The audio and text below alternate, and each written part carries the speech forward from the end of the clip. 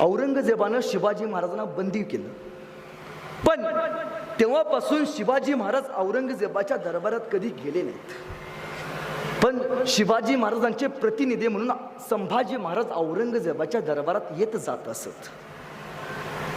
औरंगजेबाचा एक हत्ती होता. तो हत्ती संभाजी महाराजांना खूप आवडलेला आणि त्या हत्तीला घेऊन संभाजीराजे सगळ्या गल्लीतनं फिरायचे. त्या संभाजीराजांची चेष्टा करावी म्हणून या औरंगजेबानं संभाजी महाराजांना बोलावलं आणि संभाजी महाराजांना 2 प्रश्न विचारले. पहिला प्रश्न विचारला, बाणेदारपणे उत्तर देणं काय असतं ते ऐका, कान देऊन ऐका. औरंगजेब विचारतोय संभाजी महाराजांना, शंभूराजे, काय विचारतो औरंगजेब? शंभूराजे, यह हाथी इतना बड़ा है और आप इतने छोटे हो. शंभू राजे, हाथी आपको बहुत पसंद है, लेकिन शंभू राजे, यह हाथी इतना बड़ा है और आप इतने छोटे हो, इस हाथी को आप महाराष्ट्र में कैसे ले जाओगे? काय प्रश्न विचारलाय.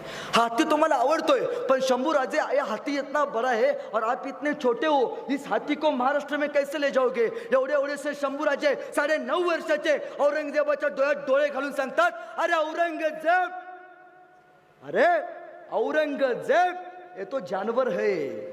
औरंगजेब, ये तो जानवर है, बैठ कर जाएंगे, नहीं आया तो खींच कर ले जाएंगे.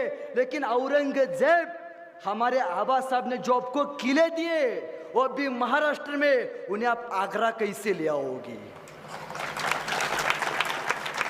बाणेदारपणे उत्तर देणं काय असतं याला संभाजी महाराजांचं चरित्र म्हणतात. या औरंगजेबाने दुसरा प्रश्न विचारला, क्यों